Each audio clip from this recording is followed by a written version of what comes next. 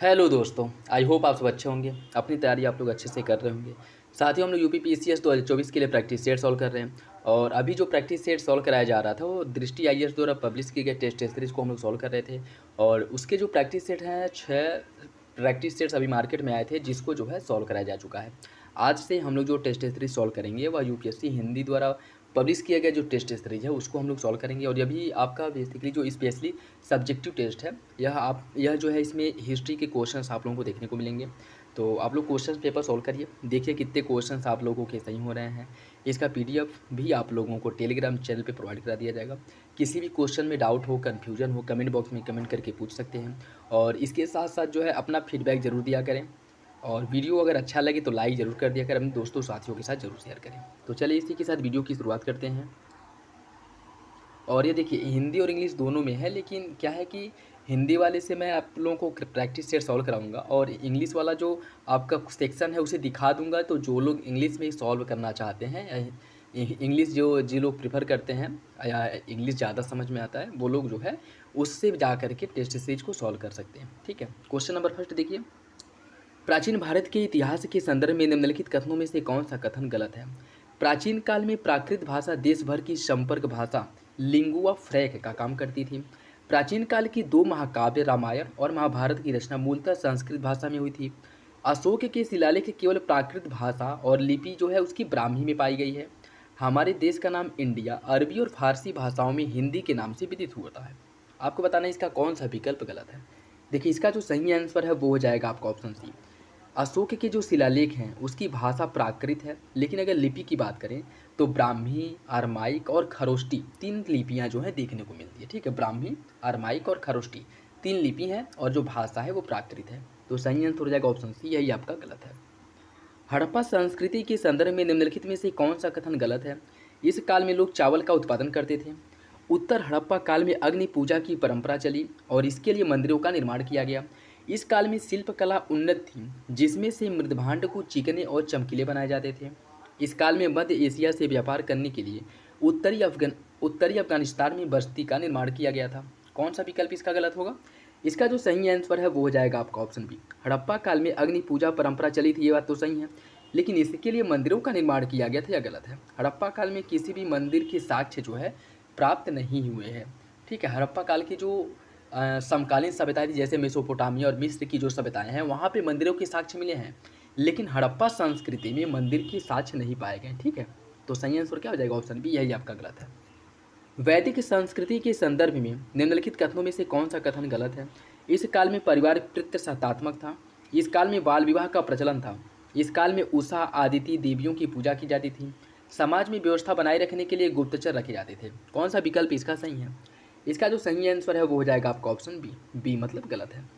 वैदिक काल में जो बाल विवाह है इसका प्रचलन देखने को नहीं मिलता है। ठीक है, और वैदिक काल की अगर हम बात करें तो लड़कियों की जो शादी है 17 से 18 वर्ष पूर्ण होने के बाद ही इनकी शादी होती थी।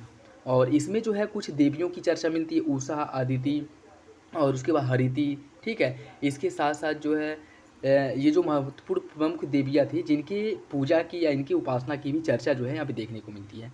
समाज व्यवस्था को बनाए रखने के लिए गुप्तचर रखे जाते थे। तो ये भी आपका सही है, लेकिन जो सही आंसर है अर्थात जो गलत पूछा है वो जाएगा आपका ऑप्शन बी, यही गलत है। बौद्ध धर्म में वोशाख का संबंध किससे है? बुद्ध जयंती से, तिब्बत के बौद्ध मठों से, बौद्ध मंत्रोच्चारण से या फिर बौद्ध भिक्षुओं द्वारा धारण किए जाने वाले वस्त्र से। इसका जो सही आंसर है वो क्या होगा? देखिए इसका जो सही आंसर है वो हो जाएगा आपका ऑप्शन ए, बुद्ध जयंती से। देखिए बुद्ध जयंती जो वैशाख पूर्णिमा को मनाया जाता है, जो बौद्ध धर्म की थेरीवादी जो शाखा है उससे संबंधित है और इसे ही वैशाख के नाम से जाना जाता है। ठीक है, इसे ही वैशाख के नाम से जाना जाता है। मुख्य रूप से बौद्ध धर्म की जो थेरीवादी शाखा है, थेरवादी, बौद्ध धर्म की जो थेरवादी शाखा है इससे यह संबंधित है। ऑप्शन ए सही हो जाएगा। मौर्य काल में प्रचलित संस्था एवं संचार निम्नलिखित में से किससे संबंधित है?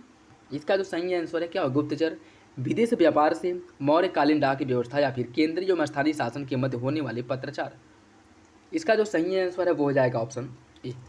मौर्य काल में जो संस्था और संचार थे या गुप्तचर थे। ठीक है, जिसमें से संस्था जो है यह एक ही जगह पे रह करके गुप्तचर व्यवस्था का वो करते थे, क्या करते थे मतलब पालन करते थे।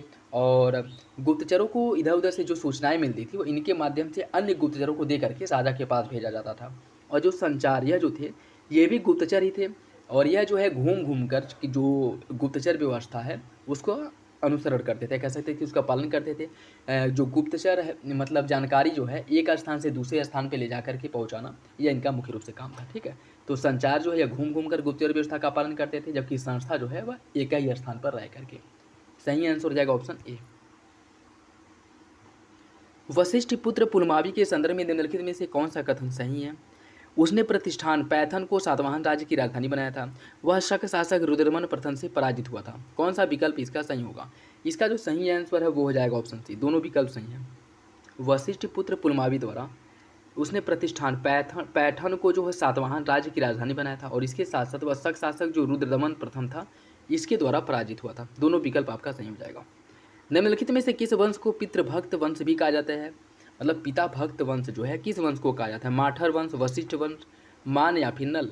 इसका जो सही आंसर है वो हो जाएगा आपका ऑप्शन ए। ऑप्शन ए हो जाएगा माठर वंश।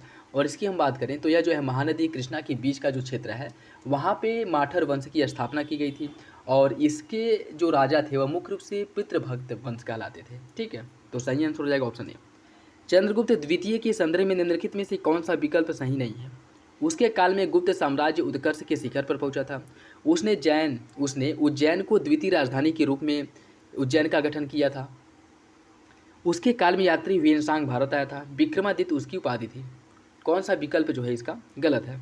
इसका जो सही आंसर है वो हो जाएगा आपका ऑप्शन सी। वेनसांग जो है यह चंद्रगुप्त द्वितीय के समय नहीं बल्कि वेनसांग के समय में वेनसांग कह रहे हैं कुषाण शासक जो कनिष्क है, कनिष्क के समय वेनसांग भारत आया था। ठीक है, कनिष्क के समय में वेनसांग भारत आया था। तो सही आंसर क्या हो जाएगा? ऑप्शन सी हो जाएगा। नेक्स्ट देखिए, मध्यकालीन भारत में महतर व पट्टकिल पदनाम किसके लिए प्रयुक्त होते हैं? सैन्य अधिकारियों के लिए, ग्राम मुखिया, वैदिक कर्मकांड के विशेषक या फिर शिल्पी श्रेणियों के प्रमुख? इसका सही आंसर क्या होगा? इसका जो सही आंसर है वो हो जाएगा आपका ऑप्शन बी, ग्राम का मुखिया। महतर और पट्टिकल जो है यह ग्राम के मुखिया होते थे। ठीक है, और मध्यकाल में जो मुखिया होते थे उन्हें महतर और पट्टिकल के नाम से जाना जाता था।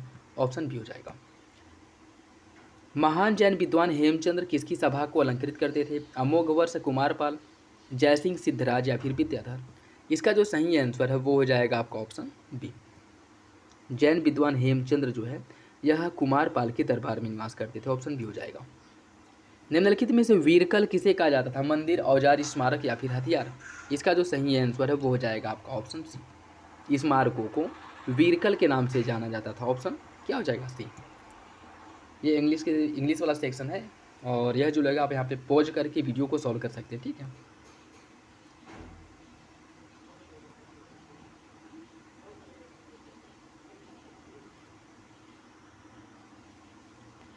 नेक्स्ट देखिए, तमिल ग्रंथों में उल्लिखित कलावु एवं कारपू शब्द किसके लिए प्रयुक्त होते थे? भूमिकर के संदर्भ में, योद्धा वर्ग के संदर्भ में, विवाह या फिर गुप्तचर व्यवस्था? इसका जो सही आंसर है वो हो जाएगा आपका ऑप्शन सी। यह जो है विवाह का एक प्रकार था, तमिल ग्रंथों में देखने को मिलता है, जिसमें कलावु और कारपू। कलावु जो प्रेम विवाह होता था, कलावु प्रेम विवाह था, और कारपू जो है परिवार की सहसम्मति से जो है परिवार द्वारा जो वर वधु का चयन करके शादी कराया जाता था, जिसमें कारपू जो है इसे सामाजिक मान्यता प्राप्त थी, जबकि कलावु जो है इसे सामाजिक मान्यता प्राप्त नहीं थी। इसका जो है समाज द्वारा बहिष्कार किया जाता था। ठीक है, तो सही आंसर क्या हो जाएगा? Option C. निम्नलिखित में से कौन सी पहली रचना है जिसमें आज के अर्थ में इतिहास के बहुत से लक्षणों का बोध होता है? मूसिक वंश, हर्षचरित, विक्रमांक देवचरितम या फिर राजतरंगड़ी? इसका जो सही आंसर है वो हो जाएगा आपका ऑप्शन बी, राजतरंगड़ी, जिसकी रचना बिल्हड़ द्वारा की गई थी। बिल्हड़ द्वारा इसकी रचना की गई थी। ठीक है, और इसमें जो है इतिहास के बहुत से लक्षणों का बोध होता है। ऑप्शन डी हो जाएगा। निम्नलिखित कथनों पर विचार कीजिए। पल्लव राजा नरसिंह वर्मन ने वातापी कोंडा की उपाधि धारण की थी। राष्ट्रकूटों ने पल्लवों के प्रभुत्व को समाप्त किया था। कौन सा विकल्प इसका सही है? इसका जो सही आंसर है वो हो जाएगा ऑप्शन है पहला सही, दूसरा गलत है। राष्ट्रकूटों ने पल्लवों के प्रभुत्व को समाप्त किया था, यह गलत है। लेकिन पल्लव राजा जो नरसिंह वर्मन थे इन्होंने वातापी कोंडा की उपाधि धारण की थी। यह विकल्प आपका सही हो जाएगा। तो ऑप्शन ए जो है वो सही है। राजा कृष्णदेवराय के संबंध में निम्नलिखित में से कौन सा विकल्प सही नहीं है? वे तेलुगु और संस्कृत के बड़े विद्वान थे। सही है। विदेशी यात्री डोमिगो पायस और नूनिज उनके दरबार में आए थे। उनके साम्राज्य में प्रचलित महान न्याय और निष्पक्षता के लिए बारबोसा ने उनकी प्रशंसा की थी। उन्होंने अपनी सर्वश्रेष्ठ कृति अमुक्ता माल्याद की रचना संस्कृत भाषा में की थी। देखिए इसमें अगर हम देखें तो क्या पूछा है कि कौन सा विकल्प गलत है। दो विकल्प आपके इसका इसमें गलत है, ठीक है, बी और डी। नूनिजो जो है, नूनिजो यह जो है अच्युत राय के शासनकाल में आया था विजयनगर, न कि कृष्णदेव राय के शासनकाल में। और इनके द्वारा जो अमुक्ता माल्यार्थ की रचना की गई थी वह संस्कृत नहीं बल्कि तमिल भाषा में की गई थी, ठीक है। तो दो विकल्प इसमें से आपके गलत हैं, ठीक। एक नुनीज जो है यह अच्युत राय के शासनकाल में भारत आया था, मतलब विजयनगर आया था। और अमुक्ता माल्यार्थ की रचना कृष्णदेव राय द्वारा संस्कृत नहीं तमिल भाषा में की गई, ठीक। नेक्स्ट देखिए, निम्नलिखित में से किसके विस्तार के लिए मोहम्मद बिन तुगलक ने दीवान अमीर को ही विभाग की स्थापना की थी। इसका जो सही आंसर है क्या होगा, राजस्व, कृषि, मुद्रा या फिर सैन्य। ऑप्शन बी हो जाएगा कृषि। कृषि के विस्तार के लिए और इसके विकास के लिए जो नवीन उपज है या फिर से उपजाने के लिए किसानों को प्रेरित करना, उसके साथ साथ जो दोआब क्षेत्र था उसमें जो है कृषि को बढ़ावा देने के लिए दीवान अमीर कोही विभाग की स्थापना मोहम्मद बिन तुगलक द्वारा किया गया था, ठीक है, MBT मोहम्मद बिन तुगलक द्वारा। ऑप्शन बी हो जाएगा। दिल्ली सल्तनत के किस शासक के शासनकाल में राग दर्पण का फारसी भाषा में अनुवाद किया गया था। फिरोज शाह तुगलक, मोहम्मद बिन तुगलक, बलबन या फिर रजिया सुल्तान। इसका जो सही आंसर है वो हो जाएगा ऑप्शन ए, फिरोज शाह तुगलक के शासनकाल में राग दर्पण का फारसी भाषा में अनुवाद किया गया था, ठीक। किसके शासनकाल में, फिरोज शाह तुगलक के। निम्नलिखित में से किस यात्री ने अपने वृत्तांत में लिखा है कि विजयनगर साम्राज्य रोम जैसा विशाल प्रतीत होता है। डोमिगो पायस, निकोलो कॉन्टी, अब्दुल रज्जाक या फिर अफानासी निकिती। इसका जो सही आंसर है वो हो जाएगा आपका ऑप्शन ए, डोमिगो पायस। निकोलो कॉन्टी यह जो है इटली का निवासी था, इटली का, ठीक, इटली का। अब्दुल रज्जाक की बात करें यह फारस का था, यह जो है फारस का था। और अब अफनासी जो निकितीन था यह रूस का निवासी था, जिसमें विजयनगर साम्राज्य की चर्चा जो है या कह सकते हैं कि उसका जो उसकी तुलना जो है रोम के साथ जो किया गया था वह डोमिगो पायस द्वारा किया गया था। ऑप्शन ए हो जाएगा। महाभारत के फारसी में अनुवाद के लिए मुल्ला अहमद को कश्मीर के निम्नलिखित सुल्तानों में से किसने अधिकृत किया था।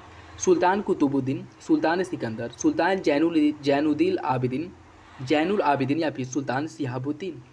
इसका जो सही आंसर है क्या होगा, इसका सही आंसर हो जाएगा ऑप्शन सी, जैनुल आबिदीन द्वारा मुल्ला अहमद को कश्मीर के निम्नलिखित सुल्तानों में से एक था जिन्होंने महाभारत का फारसी भाषा में अनुवाद किया था। किसने किया था, मुल्ला अहमद ने किया था। और यह जो अनुवाद है जैनुल आबिदीन द्वारा करवाया गया था। ऑप्शन सी हो जाएगा। खोजास जो इस्माइली पंथ की एक शाखा है, इसके द्वारा विकसित साहित्य विधा का नाम क्या है। जिनान, जियारत, राग या फिर साहदा। इसका जो सही आंसर है वो हो जाएगा ऑप्शन ए, यह जो है जिनान है। ऑप्शन ए हो जाएगा। मध्यकालीन भारत के संत चैतन्य के संदर्भ में निम्नलिखित कथनों पर विचार कीजिए। इन्होंने हिंदू धर्म ग्रंथों तथा मूर्ति पूजा का विरोध नहीं किया। इन्हें परंपरावादी दार्शनिक माना जाता है। इसका कौन सा विकल्प सही होगा। क्या पूछा है कि कौन सा विकल्प जो है गलत है। देखिए इसका जो सही आंसर है वो हो जाएगा आपका ऑप्शन ए हो जाएगा, ठीक। इन्होंने हिंदू धर्म में मूर्ति पूजा का विरोध नहीं किया, गलत है। मूर्ति पूजा का इनके द्वारा जो है विरोध किया गया था। और इन्हें परंपरावादी दार्शनिक माना जाता है। यह जो है आपका क्या हो जाएगा, सही हो जाएगा। सही है आपका ऑप्शन ए। ये इंग्लिश वाला सेक्शन देख लीजिए। जो लोग इंग्लिश में क्वेश्चंस पेपर को सॉल्व करते हैं वो लोग जो है पॉज करके इसे सॉल्व कर सकते हैं, ठीक है।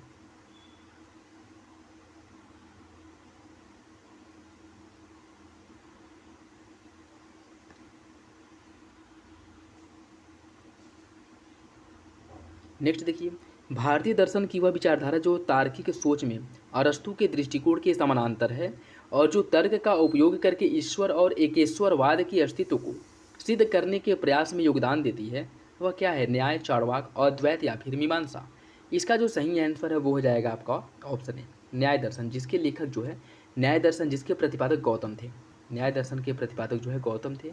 और यह दर्शन जो है यह उस विचारधारा और तार्किक सोच में अरस्तु के दृष्टिकोण के समानांतर इसको माना जाता है, ठीक है, जिसने तर्क का उपयोग करके ईश्वर और एकेश्वरवाद के अस्तित्व को सिद्ध करने का प्रयास किया था। ऑप्शन ए हो जाएगा। सुप्रसिद्ध मध्यकालीन संत शंकरदेव का संबंध किस संप्रदाय से था। शैव, वैष्णव, अद्वैत या फिर द्वैत। इसका जो सही आंसर है वो क्या होगा।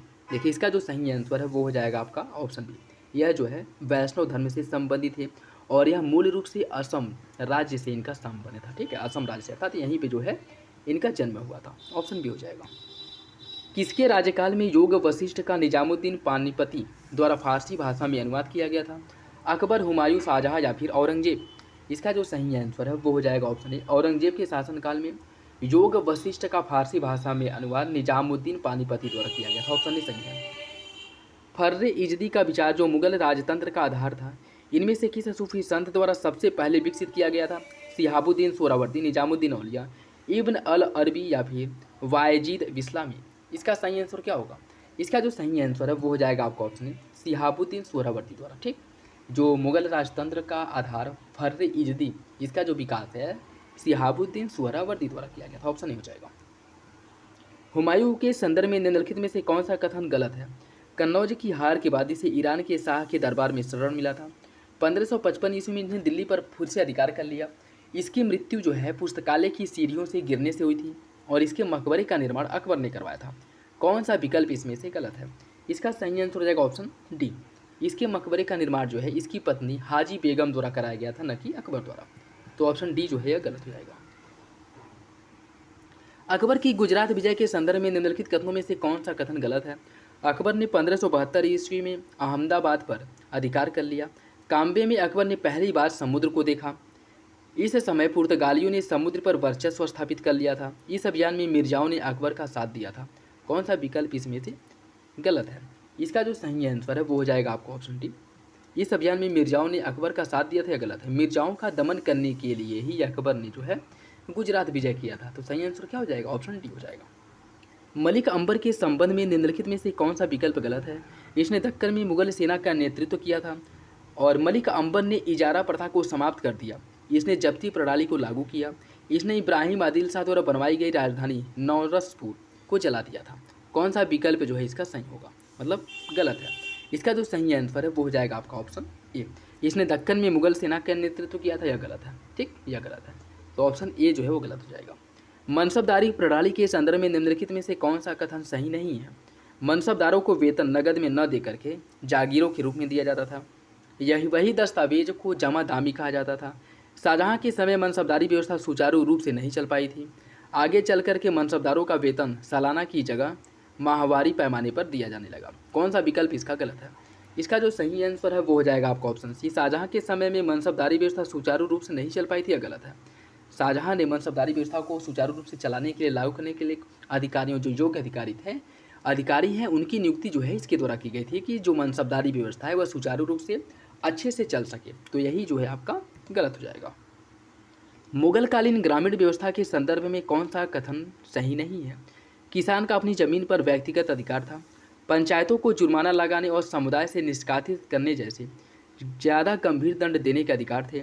जाति की अवहेलना रोकने के लिए लोगों के आचरण पर नज़र रखना मुखिया की जिम्मेदारी थी।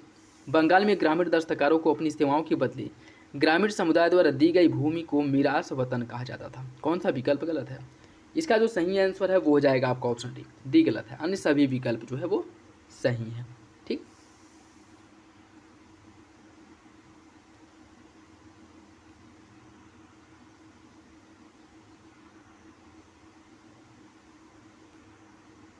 आईने अकबरी में दी गई प्रशासनिक जानकारियों के संदर्भ में निम्नलिखित कथनों में से कौन सा कथन गलत है?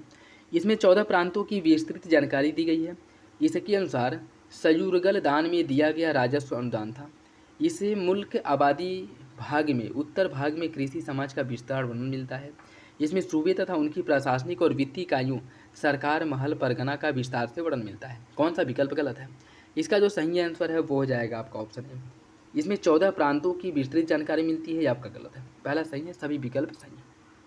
मुगल काल में इजारेदारी निम्नलिखित में से किससे संबंधित है? लगान वसूल करने वाला ठेकेदार, राजस्व तय करने वाला अधिकारी, ऋण का लेखा जोखा रखने वाला अधिकारी या फिर भूमि का सीमांकन करने वाला अधिकारी?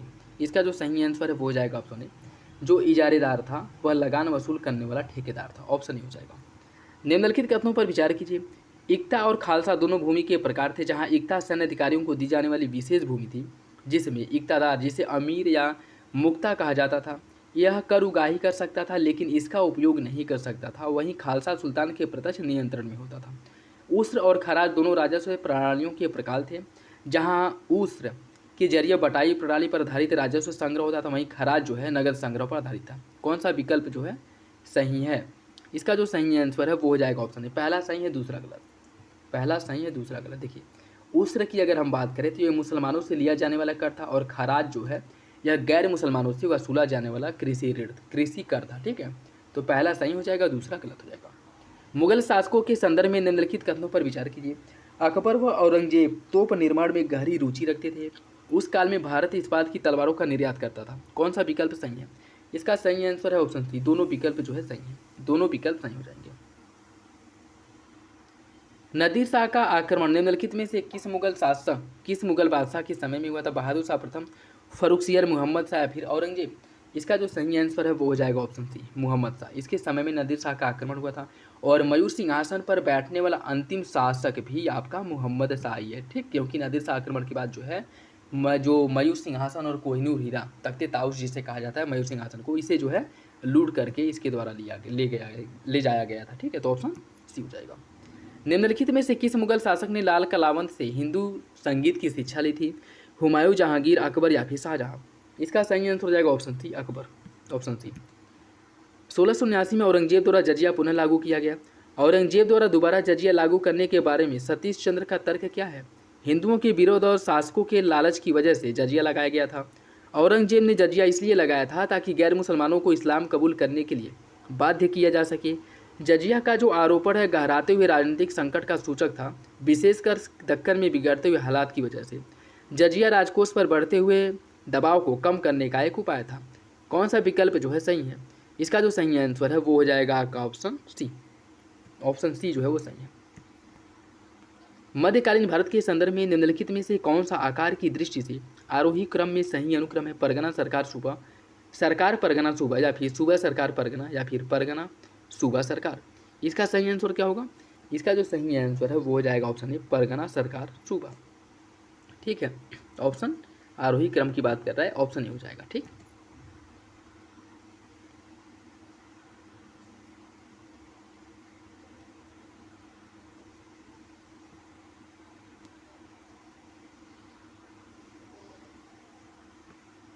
शिवाजी के पोते साहू और कोल्हापुर में रहने वाले उसकी चाची ताराबाई के बीच में हुए गृह युद्ध ने मराठा शासन में एक नई व्यवस्था को जन्म दिया। इस व्यवस्था के तहत मराठा साम्राज्य में कौन सा परिवर्तन दिखाई देता है? मुगल संपूर्ण मराठा क्षेत्रों से जजिया कर वसूलने लगे। पेशवा मराठा साम्राज्य के कार्यकारी प्रधान बन गए। मराठा साम्राज्य में मनसबदारी प्रथा का प्रारंभ हुआ, या फिर मराठा साम्राज्य में सैनिकों को कर रहित भूमि प्रदान की जाने लगी? इसका सही आंसर क्या होगा?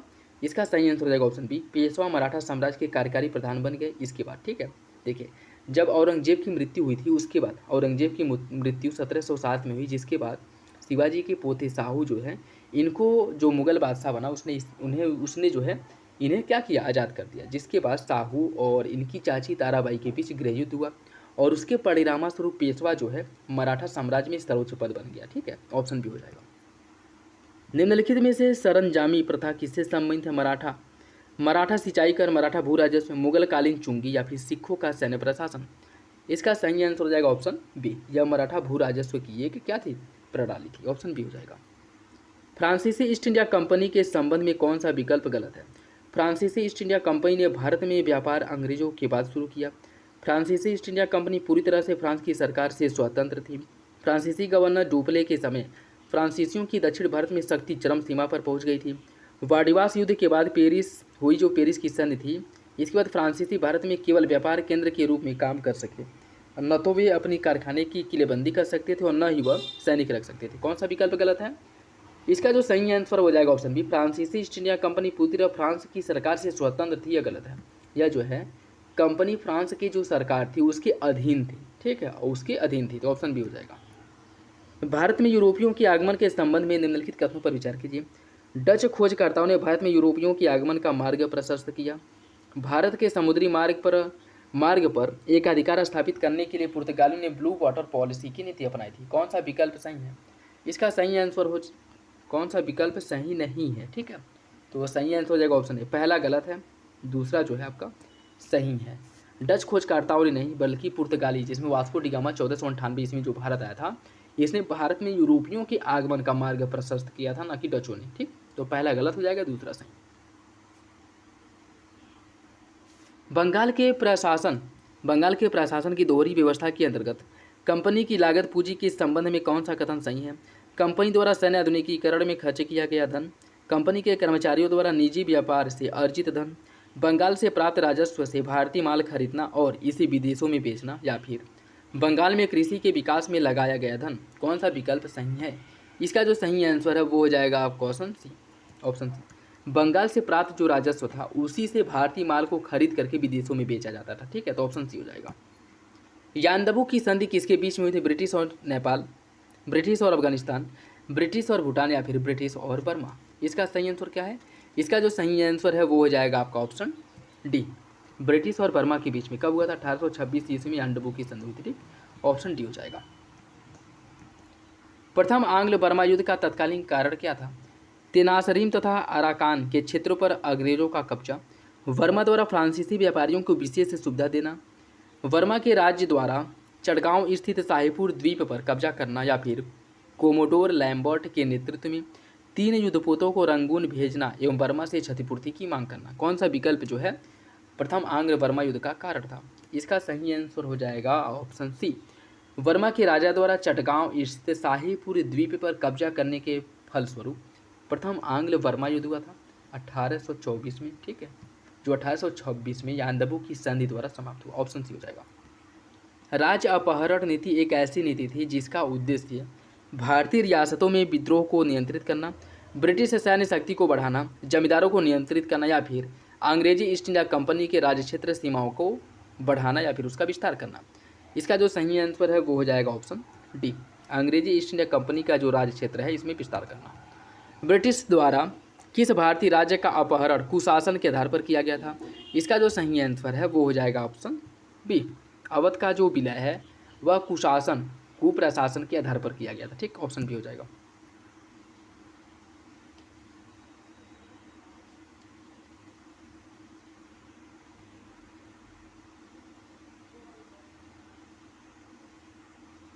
निम्नलिखित में से किसने सैन्य नियमावली फतूल मुजाहिदीन लिखी है? बाबस, शेरशाह सूरी, अलाउद्दीन खिलजी, या फिर जैनुल आबिदीन सुस्तरी। इसका सही आंसर क्या है? इसका सही आंसर हो जाएगा ऑप्शन डी, जैनुल आबिदीन सुस्तरी। पाश्चात्य दमन और संकेंद्रण की नीति निम्नलिखित में से किस वायसराय द्वारा अपनाई गई थी? देखिए, पाश्चात्य दमन और संकेंद्रण की जो नीति है यह अपनाया गया था कर्जन द्वारा। ऑप्शन बी हो जाएगा। स्वाभाविक वारिस न होने पर भी डॉक्ट्रिन ऑफ लैप्स के अधीन किस रियासत राज्य का विलय नहीं किया गया था? सतारा, करौली, पुडुकोटाई, या फिर बड़ौदा। इसका सही आंसर है ऑप्शन बी, करौली। निम्नलिखित कथनों में से कौन सा एक औपनिवेशिक भारत के उद्योगों के बारे में सही नहीं है? जूट उद्योग लगभग संपूर्णतः यूरोपियों के स्वामित्व में था, सूती वस्त्र उद्योग लगभग संपूर्णतः भारतीयों के स्वामित्व में था, सूती वस्त्र उद्योग आमाप में छोटा था, सूती उद्योग की वृद्धि सरकारी सहयोग का परिणाम था। कौन सा विकल्प सही है? ये हो जाएगा आपका ऑप्शन डी। डी जो है गलत है, सूती उद्योग की वृद्धि में सहकारी योगदान बिल्कुल भी नहीं था। ठीक, ऑप्शन डी हो जाएगा। चिर अस्थायी बंदोबस्त, जिसे इस्तमरारी या फिर अस्थायी बंदोबस्त के नाम से भी जाना जाता है, इसके बारे में कौन सा विकल्प सही है? 1810 के पश्चात कृषि मूल्य में वृद्धि हो गई जिससे फसल का मूल्य बढ़ गया, जबकि चिर अस्थायी बंदोबस्त में राज्य के अंश में वृद्धि स्वीकार नहीं की गई। रिकार्डो के आर्थिक सिद्धांत का नीति निर्माताओं पर प्रभाव पड़ा, राज्य को रैयत से सीधे बंदोबस्त करना कलोचित प्रतीत हुआ। कौन सा विकल्प इसमें से सही है? इसका जो सही आंसर है वो हो जाएगा आपका ऑप्शन डी, सभी विकल्प जो है वो सही है। ऑप्शन डी हो जाएगा। भू राजस्व में रैयतवाड़ी प्रयोग का प्रारंभ किसके द्वारा किया गया था? हेनरी डुबांस, अलेक्जेंडर रीड, डेविस रिकार्डो, या फिर माउंट स्टुअर्ट एल्फिंस्टन। इसका जो सही आंसर है वो हो जाएगा आपका ऑप्शन बी, अलेक्जेंडर रीड द्वारा सबसे पहले जो है भू राजस्व में रैयतवाड़ी व्यवस्था का बारामहल वाले क्षेत्र में, बारामहल जिले में सबसे पहले किया गया था। ठीक है, किसके द्वारा? अलेक्जेंडर रीड द्वारा। निम्नलिखित में से कौन सी एक विशेषता औपनिवेशिक भारत में रेल की नहीं थी? भारत में रेल की स्थापना का मुख्य उद्देश्य साम्राज्य के हित की रक्षा करना, 15% के गारंटित ब्याज पर ब्रिटिश पूंजी निवेश को आमंत्रित किया गया जो जरूरी होने पर भारतीय राजस्व से देय होगा, निर्माण कार्य ने पारिस्थितिकी को असामान्य कर दिया, रेलवे के निर्माण को इस प्रकार नियोजित किया गया कि यह आंतरिक बाजारों को समुद्री बंदरगाहों से जोड़े, लेकिन आंतरिक बाजार को नगरों के बीच जो अंतर संबंध है उससे न जोड़े। तो कौन सा विकल्प इसका सही होगा? इसका सही आंसर हो जाएगा आपका ऑप्शन बी, इसने 15% गारंटी ब्याज पर ब्रिटिश पूंजी निवेश को आमंत्रित किया जो जरूरी होने पर भारतीय राजस्व से नहीं, बल्कि जरूरी नहीं, यह जो है भार जो होता था इसका जो ब्रिटिश पूंजी को आकर्षित किया जाता था। इसका ऋण और ब्याज दोनों जो है भारतीय जो आपका राजस्व था इसी पर डिपेंड था, ठीक है, भारतीय राजस्व से ही दिया जाता था। यही वजह है कि बहुत से जो भारतीय बुद्धिजीवी हैं इसका विरोध भी किया गया था। कैलिको निम्नलिखित में से किससे संबंधित है? फसल की एक किस्म, राजस्व अधिकार, भारत में यूरोप को निर्यात कपड़ा या फिर भारतीय नील। देखिए कैलिको एक प्रकार का एक बहुत ही अच्छा जो माना जाता था, उसमें भारत में सूती कपड़ा था, ठीक है, जिसका जो निर्यात है किया जाता था यूरोप को। ऑप्शन सी हो जाएगा। ददनी प्रथा के संदर्भ में निम्नलिखित में से कौन सा विकल्प सही है? यह दक्षिण भारत में सती प्रथा का प्रचलित रूप है। यह व्यापारियों द्वारा कारीगरों को दी जाने वाली पूंजीगत सहायता से संबंधित था। यह मुगलकालीन सामाजिक सुधार व्यवस्था थी या फिर यह मुगल राजस्व प्रणाली था। इसका जो सही आंसर है वो हो जाएगा आपका ऑप्शन बी। यह व्यापारियों द्वारा कारीगरों को दी जाने वाली पूंजीगत सहायता से संबंधित है, ठीक है। तो सही आंसर क्या हो जाएगा? सही आंसर जो है वो हो जाएगा आपका ऑप्शन बी। सूपा विद्रोह की शुरुआत कहाँ से हुई थी? सूपा विद्रोह की शुरुआत कहाँ से हुई थी आपको बताना है। देखिए सूपा विद्रोह की अगर हम बात करें, इसकी शुरुआत जो है पूना, वर्तमान जो है पुणे से हुई थी, ठीक है, पुणे से। ऑप्शन सी हो जाएगा, ठीक।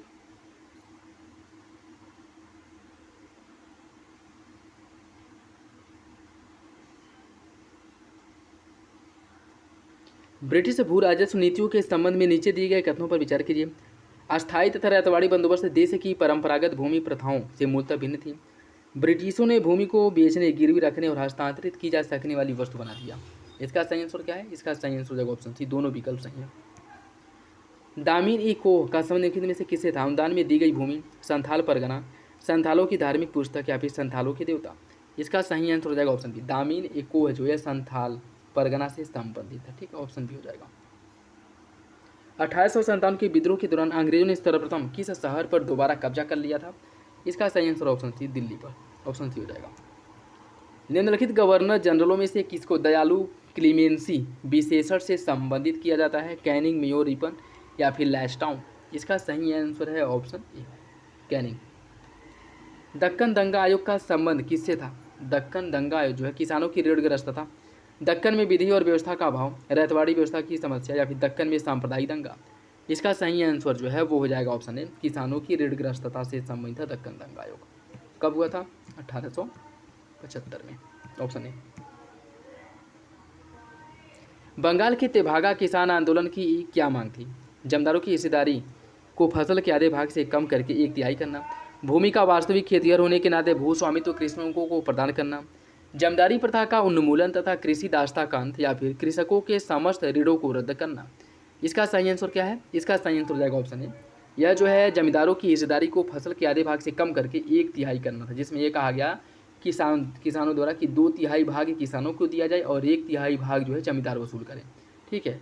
इसी को जो है तेभागा आंदोलन कहा गया था। तो सही आंसर क्या हो जाएगा आपका? ऑप्शन ए हो जाएगा, जो 1818-19 के बीच में जो है यह हुआ था, ठीक है, ऑप्शन ए हो जाएगा। संथाल विद्रोह के शांत हो जाने के बाद औपनिवेशिक शासन द्वारा कौन सा उपाय किया गया था? संथाल परगना नामक राज्य क्षेत्र का सृजन किया गया, किसी संथाल का गैर संथाल की भूमि अंतरण को गैर कानूनी कर दिया गया। इसका सही आंसर क्या है? इसका सही आंसर हो जाएगा ऑप्शन सी, दोनों विकल्प सही हैं। जो संथाल परगना नामक राज्य क्षेत्र का सृजन किया गया, जिसके अंतर्गत केवल संथाल लोग ही रह सकते थे, उसके साथ साथ जो संथाल भूमि थी वह भूमि केवल संथाल लोग ही खरीद सकते थे, बेच सकते थे, अन्य कोई जो है इस क्षेत्र में नहीं जा सकता था, या कह सकते हैं कि अन्य किसी क्षेत्र के लोगों को संथाल परगने की ज़मीन को खरीदने की इजाज़त नहीं थी, ठीक है। तो दोनों विकल्प सही हो जाएगा। दीनबंधु मित्रा ने अपना नाटक नील दर्पण में किस विषय संदर्भ में लिखा है? भारत में जो औद्योगिक है, भारतीय मजदूरों की दशा, महिलाओं की सामाजिक दशा या फिर नील उत्पादन किसानों का उत्पीड़न। इसका सही आंसर हो जाएगा ऑप्शन डी, नील उत्पादन किसानों का उत्पीड़न। ऑप्शन डी हो जाएगा। यंग बंगाल आंदोलन का प्रवर्तन कब किया गया था? 1860 में इस पुस्तक की रचना की गई थी, ठीक है। यंग बंगाल आंदोलन का प्रवर्तक निम्नलिखित में से किसे माना जाता है? हेनरी विवियन डेरोजियो, इन्हें जो है यंग बंगाल आंदोलन का प्रवर्तक माना जाता है। ऑप्शन ए हो जाएगा। निम्नलिखित में से किसे थियोसॉफिकल सोसाइटी की गतिविधि से संबंधित कौन जो है थियोसॉफिकल सोसाइटी की गतिविधि से संबंधित नहीं थे? मैडम HP ब्लाउटस्की, एओ ह्यूम, कर्नल AH ओलकाट या फिर एनी बेसेंट।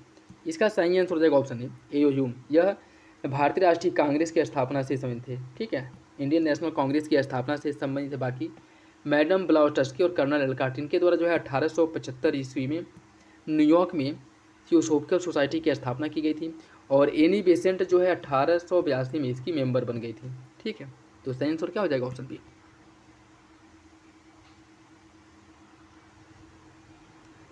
इंग्लिश वाले क्वेश्चंस को आप लोग पॉज करके जो है इसे सॉल्व कर लीजिएगा। ठीक है, महाराष्ट्र के किस समाज सुधारक को लोक हितवादी के नाम से जाना जाता है? लोक हित जो गोपाल हरि देशमुख है, इन्हें लोक हितवादी के नाम से जाना जाता है। ऑप्शन बी हो जाएगा। आधुनिक भारत में हुए सामाजिक धार्मिक सुधार आंदोलन से संबंधित निम्नलिखित में से कौन सा विकल्प गलत है? गोपाल कृष्ण गोखले ने समाज सुधार के उद्देश्य से भारत सेवक समाज की स्थापना की। राधा स्वामी आंदोलन की शुरुआत शिवदयाल साहब द्वारा 1861 में आगरा से किया गया था। सर सैयद अहमद खान ने तहजीब उल अखलाक नामक पत्रिका का अपने विचारों का प्रचार प्रसार किया। राजा राम मोहन राय ने विधवा विवाह के समर्थन में एक समाज सुधार के प्रयासों को गति प्रदान करने के लिए उदंत मार्तंड नामक समाचार पत्र का प्रकाशन किया निकाला। कौन सा विकल्प गलत है? वो हो जाएगा ऑप्शन डी। राजा राम मोहन राय द्वारा उदंत मार्तंड का प्रकाशन नहीं किया गया, बल्कि जुगल किशोर द्वारा जो है कहाँ से? कोलकाता से इसका प्रकाशन किया गया था। ठीक है, कोलकाता से, और हिंदी भाषा का यह पहला समाचार पत्र था। ऑप्शन डी हो जाएगा, यही गलत है। ब्रिटिश सरकार ने 1891 ईस्वी में एज ऑफ कंसेंट एक्ट पारित किया, जिसमें विवाह की न्यूनतम आयु का निर्धारण किया गया। इस कानून का किसने विरोध किया था? बहराम जी मालाबारी, ईश्वर चंद्र विद्यासागर, बाल गंगाधर तिलक, या फिर इनमें से कोई नहीं। इसका जो सही आंसर है वो हो जाएगा आपका ऑप्शन सी, बाल गंगाधर तिलक द्वारा इसका विरोध किया गया था। इसमें जो लड़कियों की आयु है वो कम करके 12 वर्ष कर दिया गया था। ठीक है, ऑप्शन सी हो जाएगा। लोक हितवादी, देखिए क्वेश्चन रिपीट हुआ, लोक हितवादी के नाम से गोपाल हरि देशमुख को जाना जाता है। विलेजली ने 1800 में कलकत्ता में फोर्ट विलियम कॉलेज के उद्देश्य से स्थापना किया था। भारतीय सेना के प्रशिक्षण, सिविल सेवा के युवाओं के प्रशिक्षण, भारतीय धर्म ग्रंथों के अनुवाद, या फिर भारतीयों को विज्ञान एवं तकनीकी शिक्षा देने के लिए। कौन सा विकल्प सही है? इसका जो सही आंसर हो जाएगा ऑप्शन बी, सिविल सेवकों के प्रशिक्षण के लिए कलकत्ता में विलेजली द्वारा फोर्ट विलियम कॉलेज की स्थापना की गई। लेकिन बाद में फिर 1806 में इसको बंद करके ब्रिटेन में हलेबरी कॉलेज की स्थापना की गई, जहां पर सिविल सेवकों को प्रशिक्षण दिया जाता था। ठीक है, तो ऑप्शन बी हो जाएगा। भारतीय इतिहास के अंग्रेजी लेखकों के संदर्भ में निम्नलिखित में से कौन सा विकल्प सही है? सर विलियम जोन्स ने धार्मिक ग्रंथ भगवद गीता का अंग्रेजी में अनुवाद किया। विल्किंस ने कलकत्ता में एशियाटिक सोसाइटी ऑफ बंगाल की स्थापना की। कौन सा विकल्प सही है? इसका सही आंसर हो जाएगा ऑप्शन डी, दोनों विकल्प गए। ठीक है, सर विलियम जोन्स द्वारा, इनके द्वारा एशियाटिक सोसाइटी ऑफ बंगाल की स्थापना की गई थी, और भगवद गीता का जो अंग्रेजी में अनुवाद किया गया था वो विल्किंस द्वारा किया गया था। ठीक है, तो दोनों विकल्प गलत रहेंगे, दोनों एक दूसरे के अपोजिट है। प्राथमिक शिक्षा को अनिवार्य बनाने का प्रस्ताव इंपीरियल काउंसिल में सर्वप्रथम किसने प्रस्तुत किया था? प्राथमिक शिक्षा को अनिवार्य बनाने का प्रस्ताव इंपीरियल काउंसिल में सर्वप्रथम किसने रखा था? इसका जो सही आंसर है वो हो जाएगा ऑप्शन ए, गोपाल कृष्ण गोखले ने। ऑप्शन ए सही हो जाएगा। लॉर्ड मैकाले के स्मरण पत्र के संदर्भ में कौन सा विकल्प सही है, कौन सा विकल्प गलत है? सरकार से कहा गया कि वह जनसाधारण की शिक्षा का दायित्व स्वयं ग्रहण करे। पाश्चात्य विज्ञान एवं साहित्य को प्रोत्साहन देने की बात की गई। अधोगामी निस्यंदन सिद्धांत को अपनाने की बात की गई। शिक्षा का माध्यम अंग्रेजी बना दिया गया, और बड़े पैमाने पर अंग्रेजी माध्यम में शिक्षा देने वाले स्कूलों और कॉलेजों की स्थापना की गई। कौन सा विकल्प गलत है? इसका सही आंसर हो जाएगा ऑप्शन ए, सरकार से कहा गया कि वह जनसाधारण की शिक्षा का दायित्व स्वयं ग्रहण करे। यह गलत है। ऐसा कोई भी प्रावधान मैकाले के स्मरण में नहीं था, बल्कि जनसाधारण की शिक्षा का दायित्व सरकार को दिया गया था, जो आपका आया था 1854 का चार्ल्स वुड डिस्पैच जो घोषणा पत्र आया था। ठीक है, वुड डिस्पैच जो घोषणा पत्र था उसमें कहा गया था कि जनसाधारण की शिक्षा का दायित्व सरकार स्वयं वहन करे। ठीक है, तो ऑप्शन ए हो जाएगा। 1854 में जो वुड डिस्पैच आया था उसमें जनसाधारण की शिक्षा का प्रावधान था। ठीक है, मैकाले के स्मरण पत्र में नहीं था। कांग्रेस का महल भरभरा रहा है, और भारत में रहते हुए मेरे मुख्य महत्वाकांक्षा है कि मैं शांति के साथ इसे मरने में सहयोग दे सकूं। यह कथन किसका है? डलहौजी, डफरिन, कर्जन, या फिर मिंटो। इसका जो सही आंसर है वो हो जाएगा ऑप्शन सी, कर्जन ने कहा था। किसने कहा था? कर्जन ने। ऑप्शन सी हो जाएगा।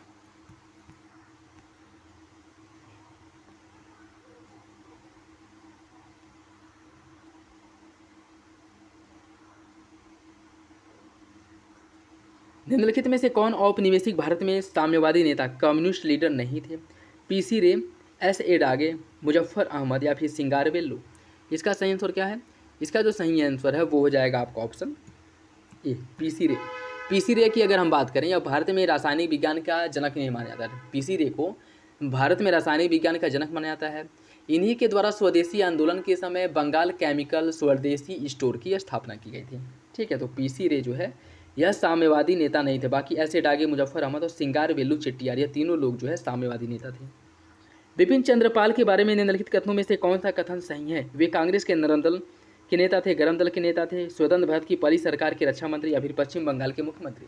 इसका सही आंसर हो जाएगा आपका ऑप्शन बी, वे गरम दल के नेता थे। और यह जो है मुख्यतः लाल, बाल और पाल का जो एक त्रिगुट था उसमें से एक थे। ठीक है, लाला लाजपत राय, बिपिन चंद्र पाल और जो आपका बाल गंगाधर तिलक, ये तीन लोग थे, उसमें से एक बिपिन चंद्र पाल भी थे। ऑप्शन बी हो जाएगा। निम्नलिखित में से किस राजनेता ने परंपरागत धार्मिक उत्सव का उपयोग राष्ट्रवादी विचारों के प्रचार प्रसार के लिए किया था? लाला लाजपत राय, बाल गंगाधर तिलक, अरविंद घोष, या फिर गोपाल कृष्ण गोखले। इसका सही आंसर क्या है? इसका सही आंसर हो जाएगा ऑप्शन बी, बाल गंगाधर तिलक। ऑप्शन बी हो जाएगा। जिनके द्वारा जो है, अगर हम बात करें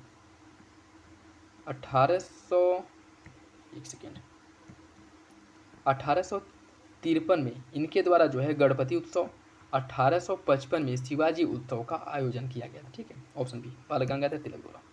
बंगाल विभाजन के परिणाम स्वरूप भारत के विभिन्न हिस्सों में स्वदेशी और बहिष्कार आंदोलन आयोजित किया गया। निम्नलिखित में से कौन एक व्यक्ति तमिलनाडु में इस आंदोलन का नेतृत्व करने के लिए जाने जाते हैं? इसका सही आंसर हो जाएगा आपका ऑप्शन बी, पिदम्बरम चिल्लाई। ऑप्शन बी हो जाएगा। इनके द्वारा तमिलनाडु में इसका किसका जो बहिष्कार आंदोलन है, स्वदेशी आंदोलन के विरोध में जो बहिष्कार आंदोलन चलाया गया था, उसका जो बंगाल में बंगाल कह रहे हैं, तमिलनाडु में इसका नेतृत्व चिदम्बरम पिल्ले द्वारा किया गया था। स्वदेशी आंदोलन के संदर्भ में निम्नलिखित में से कौन सा विकल्प सही है? कांग्रेस के बनारस अधिवेशन में नरमपंथी नेताओं के विरोध के बावजूद इसका समर्थन किया गया। यद्यपि इस आंदोलन का विस्तार बंगाल से लेकर के महाराष्ट्र एवं पंजाब तक था, फिर भी दिल्ली इससे अछूता रहा। कौन सा विकल्प सही है? इसका सही आंसर हो जाएगा ऑप्शन डी, दोनों विकल्प आपका गलत है। ठीक है, दोनों विकल्प गलत है। इसमें क्या पूछा है, कौन सा सही? दोनों विकल्प गलत हो जाएंगे। कांग्रेस के बनारस अधिवेशन में नरमपंथी नेताओं के विरोध के बावजूद इसका समर्थन किया गया, जो कि गलत है। और इसका विस्तार जो है बंगाल, महाराष्ट्र, पंजाब के साथ साथ दिल्ली में भी इसका विस्तार हो गया था। ऑप्शन डी हो जाएगा। अमेरिका में बनी गदर पार्टी भारत में विद्रोह प्रारंभ करने के लिए कृत संकल्प थी। निम्नलिखित में से किस प्रदेश को पार्टी ने अपना सशस्त्र विद्रोह प्रारंभ करने के लिए चुना था? इसका जो सही आंसर है वो हो जाएगा ऑप्शन ए, पंजाब को। ऑप्शन ए सही है। अखिल बंगाल सविनय अवज्ञा परिषद का गठन निम्नलिखित में से किसके द्वारा किया गया था? रविंद्रनाथ टैगोर, बंकिम चंद्र चटर्जी, सुरेंद्रनाथ बनर्जी, या फिर JS सेनगुप्ता। इसका सही आंसर क्या होगा? इसका जो सही आंसर है वो हो जाएगा आपका option D, JS Sengupta. Option D. Al Hilal नामक समाचार पत्र का प्रकाशन किसने किया था? अल हिलाल समाचार पत्र का जो प्रकाशन है मौलाना अबुल कलाम आजाद द्वारा किया गया था। ऑप्शन डी हो जाएगा। निम्नलिखित में से कौन सा कथन गलत है? हाट तोला आंदोलन उत्तरी बंगाल में चलाया गया था, जिसमें हाट में भूस्वामियों द्वारा किसानों से लिए जाने वाले करों का विरोध किया गया। वर्ली जनजाति ने साहूकारों, जंगल के ठेकेदारों और धनी किसानों के विरोध में 1945 में विद्रोह किया। नाई धोबी बंद नामक आंदोलन भारत छोड़ो आंदोलन का प्रमुख अंग था। वाइकोम सत्याग्रह केरल में मंदिर प्रवेश को लेकर के प्रारंभ किया गया था। इसका जो सही आंसर है क्या होगा, अर्थात कौन सा विकल्प गलत है? इसका जो सही आंसर हो जाएगा ऑप्शन सी, नाई धोबी बंद आंदोलन जो है यह जो जमींदार और पूंजीपति वर्ग थे इनके विरोध के लिए, इसकी विरोध करने के लिए इसकी शुरुआत की गई थी। मुख्यतः कहाँ पे? उत्तर प्रदेश का जो प्रतापगढ़ जिला है वहाँ से इसकी शुरुआत हुई थी। ऑप्शन सी हो जाएगा। स्वामी रामानंद तीर्थ संबंधित है किससे? पुनप्रा वायलार संप्रदाय से, सत्याग्रह से, हैदराबाद रियासत में चले आंदोलन, बरेली में 1857 के विद्रोह का नेतृत्व, या फिर आंध्र प्रदेश में पोलिंगारो का विद्रोह। इसका सही आंसर क्या है? इसका सही आंसर हो जाएगा आपका ऑप्शन बी, हैदराबाद रियासत में चले आंदोलन से संबंधित था स्वामी रामानंद तीर्थ। ऑप्शन बी हो जाएगा।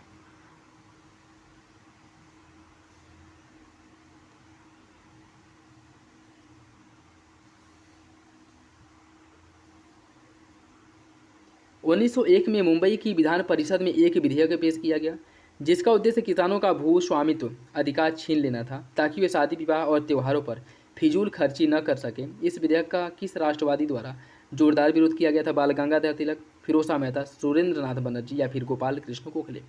इसका सही आंसर हो जाएगा ऑप्शन बी, फिरोज मेहता द्वारा इसका विरोध किया गया था। शालिग्राम की प्रतिमा पर न्यायाधीश नॉरिस के मत के विरुद्ध टिप्पणी करने पर किस राष्ट्रवादी नेता को कारावास दी गई थी? बाल गंगाधर तिलक, सुरेंद्रनाथ बनर्जी, गोपाल कृष्ण गोखले, या फिर व्योमेश चंद्र बनर्जी। इसका जो सही आंसर है वो हो जाएगा ऑप्शन बी, सुरेंद्र नाथ बनर्जी को इन्हें 2 महीने जो है कारावास दिया गया था। ऑप्शन बी हो जाएगा। निम्नलिखित में से किसने Indian society of oriental art की स्थापना की थी? निहार रंजन रे, नीरेंद्र मोहन मुखर्जी, अवनींद्र नाथ टैगोर या फिर वीरेंद्र कुमार घोष? इसका सही आंसर हो जाएगा option C, Abanindra Nath Tagore. Option C. Rajani Palme Dutt ने कहा कि वे साम्राज्यवाद से लड़ते भी थे और सहयोग भी करते थे। उन्होंने किसी राजनीतिक गठबंधन के बारे में यह कहा था? भारतीय राष्ट्रीय Congress, Swaraj party, Hindustan socialist Republican association या फिर इनमें से कोई नहीं? इसका सही आंसर हो जाएगा ऑप्शन ए, इन्होंने भारतीय राष्ट्रीय कांग्रेस के बारे में यह वक्तव्य दिया था। इंडियन ओपिनियन पत्रिका के प्रथम संपादक कौन थे? गांधी, अल्बर्ट वेंस्ट, महादेव देसाई या फिर मनसुख लाल नजर? इसका सही आंसर क्या होगा? इसका जो सही आंसर है वो हो जाएगा आपका ऑप्शन डी, मनसुख लाल नजर। Option D. 1919 को जलियांवाला बाग हत्याकांड के विरोध में किसने अपनी नाइट की उपाधि जो है वापस कर दी थी? महात्मा गांधी, रविंद्रनाथ टैगोर, मदन मोहन मालवीय या फिर गोपाल कृष्ण गोखले? इसका जो सही आंसर है वो हो जाएगा ऑप्शन सी, इसकी अगर हम बात करें, इसका जो सही आंसर है ऑप्शन बी, रविंद्रनाथ टैगोर द्वारा जो है अपनी नाइट की उपाधि वापस कर दी गई थी जलियांवाला बाग हत्याकांड के विरोध में। भारत की स्वतंत्रता के बारे में निम्नलिखित कथनों में से कौन सा सही है? 15 अगस्त 1947 को भारत की स्वतंत्रता की सूचना देते हुए शक्ति के औपचारिक हस्तांतरण की घोषणा माउंटबेटन ने की थी। 15 अगस्त 1947 को राजधानी में हुए उत्सव में महात्मा गांधी शामिल नहीं थे। कौन सा विकल्प सही है? इसका जो सही आंसर है वो हो जाएगा ऑप्शन सी, दोनों विकल्प जो है सही है। ऑप्शन सी हो जाएगा। पंजाब नौजवान भारत सभा के संबंध में सर्वाधिक समुचित वर्णन क्या है? युवाओं और कृषकों श्रमिकों के बीच राजनीतिक कार्य करना, छात्रों के बीच क्रांति के दर्शन का प्रसार करना, श्रमिकों के बीच साम्राज्यवाद विरोधी विचार विमर्श प्रारंभ करना या फिर पंजाब के ट्रेड यूनियन आंदोलन की रचना में सहायता करना? इसका सही आंसर क्या है? इसका सही आंसर हो जाएगा ऑप्शन ए, भगत सिंह द्वारा जो है पंजाब नौजवान भारत सभा का गठन किया गया था 1826 में। ठीक है, 1826 में इसका गठन किया गया था, जिसका मुख्य उद्देश्य जो युवा, कृषक और जो श्रमिक हैं इनको उस समय को ब्रिटिश जो राजनीति है उससे अवगत कराना और उससे जो है विरोध करना। ऑप्शन ही हो जाएगा। चटगांव समूह के बारे में कौन सा विकल्प सही नहीं है? गणेश घोष, लोकनाथ बाल, अनंत सिंह सहित बड़ी संख्या में युवाओं ने इसकी सदस्यता ग्रहण की। इसके नेता जो सूर्यसेन समूह से जुड़ने से पहले ढाका में एक वकील थे। सूर्यसेन और उनका समूह चटगांव में कांग्रेस के कार्य से निकटता से जुड़ा था। इस समूह ने चटगांव के शस्त्रागारों पर अधिकार करने की एक कार्य योजना बनाई थी। कौन सा विकल्प इसमें से गलत है? इसका सही आंसर हो जाएगा ऑप्शन बी, जो आपके सूर्यसेन थे वह वकील नहीं बल्कि क्या थे? एक अध्यापक थे, अध्यापक। ऑप्शन बी हो जाएगा। ऑप्शन बी सही है उसका। बाकी इंग्लिश वाला आप लोग देख लीजिए।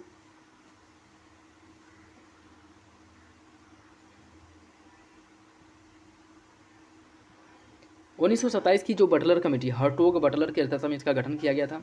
इसका उद्देश्य क्या था? केंद्र और प्रांत सरकारों की अधिकारिता निश्चित करना, भारत के सेक्रेटरी ऑफ स्टेट की शक्ति निश्चित करना, राष्ट्रवादी प्रेस पर सेंसर व्यवस्था निरूपित करना या फिर भारत सरकार और देशी रियासतों के बीच संबंध सुधारना? इसका सही आंसर ऑप्शन डी, भारत सरकार और देशी रियासतों के बीच संबंधों को कैसे सुधारा जाए इस पर रिपोर्ट देने के लिए हर्टोग बटलर की अध्यक्षता में बटलर कमेटी का गठन किया गया था। कब? 1927 में। रेडक्लिफ समिति किस लिए नियुक्त की गई थी? रेडक्लिफ समिति का जो गठन है वह भारत और पाकिस्तान के बीच सीमाओं का निर्धारण करने के लिए किया गया था। ऑप्शन सी हो जाएगा। निम्नलिखित कथनों पर विचार कीजिए। भारतीय राष्ट्रीय कांग्रेस की प्रथम महिला अध्यक्ष सरोजनी नायडू थी। भारतीय राष्ट्रीय कांग्रेस के प्रथम मुस्लिम अध्यक्ष बदरुद्दीन तैयब थे। कौन सा विकल्प है इसका सही है? इसका सही आंसर हो जाएगा ऑप्शन बी, दूसरा सही है, पहला गलत है, क्योंकि भारतीय राष्ट्रीय कांग्रेस की प्रथम महिला अध्यक्ष जो है सरोजनी नायडू नहीं, एनी बेसेंट थी। अगर ये पूछता कि भारतीय राष्ट्रीय कांग्रेस की प्रथम भारतीय महिला अध्यक्ष कौन थी तब सरोजनी नायडू होता। तो सही आंसर क्या हो जाएगा? बी। अलीगढ़ में जामिया मिलिया इस्लामिया, राष्ट्रीय मुस्लिम विश्वविद्यालय, बिहार विद्यापीठ, काशी विद्यापीठ और गुजरात विद्यापीठ की स्थापना किस जन आंदोलन के दौरान की गई थी? स्वदेशी, असहयोग, सविनय या फिर भारत छोड़ो आंदोलन? इसका सही आंसर क्या है? इसका जो सही आंसर है वो जाएगा ऑप्शन बी, असहयोग आंदोलन के समय 1920 के आसपास जो है इन सभी की स्थापना की गई थी। ऑप्शन बी हो जाएगा। 1938 में कांग्रेस के हरिपुरा अधिवेशन में सुभाष चंद्र बोस कांग्रेस के अध्यक्ष निर्वाचित हुए। इस समय कांग्रेस ने आर्थिक योजना पर विचार अपनाया और एक राष्ट्रीय योजना समिति बनाई। इस राष्ट्रीय योजना समिति का अध्यक्ष कौन था? इसकी अध्यक्षता जो है की गई थी जवाहरलाल नेहरू द्वारा। ठीक है, ऑप्शन सी हो जाएगा। 29 जुलाई 1946 को मुस्लिम लीग ने किस वजह से कैबिनेट मिशन योजना को स्वीकार नहीं किया? चूँकि रक्षा का विषय केंद्र के पास था न कि प्रांतों के पास। कांग्रेस अध्यक्ष नेहरू का यह बयान कि भावी निर्णयों पर संविधान सभा का प्रभुत्व अधिकार होगा। समय सीमा की समाप्ति तक समूहीकरण अनिवार्य रूप से होने की पुष्टि न होना, या फिर 3 समूहों में प्रांतों की असामान्य संख्या। इसका सही आंसर क्या है? इसका जो सही आंसर है वो हो जाएगा आपका ऑप्शन ए, चूंकि रक्षा विषय केंद्र के पास था न कि प्रांतों के पास। ऑप्शन ए हो जाएगा। निम्नलिखित में से किसने चटगांव शस्त्रागार हमले का नेतृत्व किया था? Hindustan Republican army, Hindustan socialist Republican army, या फिर इंडियन रिपब्लिकन आर्मी या अनुशीलन समिति। इसका जो सही आंसर है वो हो जाएगा option C, Indian Republican Army द्वारा जो है चटगांव शस्त्रागार हमले का नेतृत्व किया गया था। ठीक, जो आपके सूर्य सेन के नेतृत्व में कार्य करता था, सूर्य सेन के नेतृत्व में, जिन्हें मास्टर दा के नाम से जाना जाता था। Option C. निम्नलिखित कथनों पर विचार कीजिए। सांप्रदायिक पंचाट भारतीय मताधिकार समिति, जिसे लोथियन समिति कहा गया है, इसके निष्कर्षों पर आधारित थी। पुनः समझौते को सांप्रदायिक पंचाट के स्थान पर नए अधिनियम के रूप में लाया गया। कौन सा विकल्प सही है? इसका सही आंसर हो जाएगा ऑप्शन ए, पहला सही है, दूसरा गलत। ठीक, ऑप्शन ए हो जाएगा। साथियों, वीडियो अगर अच्छा लगे तो लाइक जरूर कर दिया करें, और अगर किसी क्वेश्चन में कन्फ्यूजन हो तो कमेंट बॉक्स में कमेंट करके आप लोग पूछ भी सकते हैं। ठीक है, और यहाँ पे जो डाउट, कोई सा भी डाउट हो, कैसा भी डाउट हो, क्लियर कर कर ही जाइएगा। ठीक है, क्योंकि डाउट अगर कहीं भी डाउट रह जाएगा और एग्जाम में उससे रिलेटेड अगर क्वेश्चन आ गया तो आप लोगों को फंसा देगा। आरंभिक वर्षों में गांधी पर निम्नलिखित में से किसका प्रभाव पड़ा था? प्रणामी पंथ या फिर थियोसोफिस्ट, ए और बी दोनों, या उपयुक्त में से कोई नहीं। इसका सही आंसर ऑप्शन है, जो प्रणामी पंथ था इसका मुख्य रूप से प्रभाव पड़ा था। सेब्रेस की संधि के प्रकाशन के फलस्वरूप निम्नलिखित में से कौन सी घटना घटित हुई थी? असहयोग आंदोलन, सविनावज्ञा, व्यक्तिगत सत्याग्रह, या फिर भारत छोड़ो आंदोलन। इसका जो सही आंसर है वो हो जाएगा ऑप्शन ए, असहयोग आंदोलन। असहयोग आंदोलन, ऑप्शन ए। अंग्रेजों के विरुद्ध खान अब्दुल गफ्फार खान द्वारा प्रकाशित किए गए आंदोलन का नाम क्या था? इसे लाल कुर्ती, रेड शर्ट के नाम से जाना जाता है। ऑप्शन ए हो जाएगा।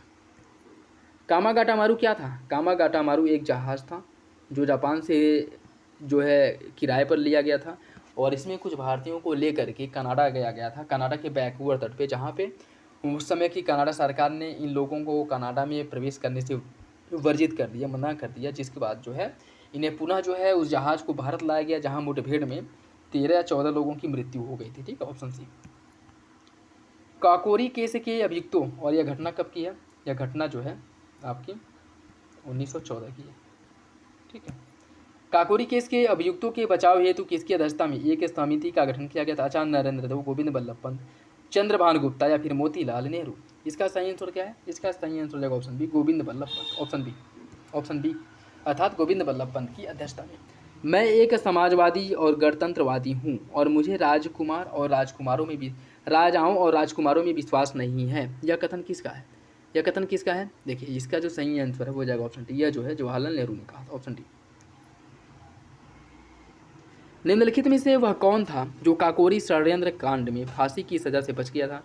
अशफाक उल्लाह खां, राजेंद्र लाहिड़ी, राम प्रसाद बिस्मिल, या फिर चंद्रशेखर आजाद।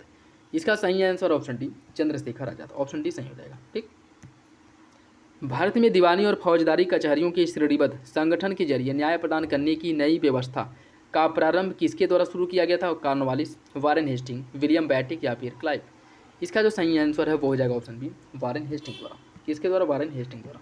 और इसको व्यवस्थित किया गया था किसके द्वारा? कॉर्नवालिस द्वारा। ठीक, ऑप्शन बी हो जाएगा। भारत में आधुनिक राष्ट्रवाद के विकास के पीछे निहित कारकों के लिए इनमें से कौन सा कथन गलत है? ब्रिटिश उपनिवेशवादी शोषण के वास्तविक स्वरूप को समझना, जिसे दादा भाई नौरोजी, आर.सी. दत्ता, डब्ल्यू.सी.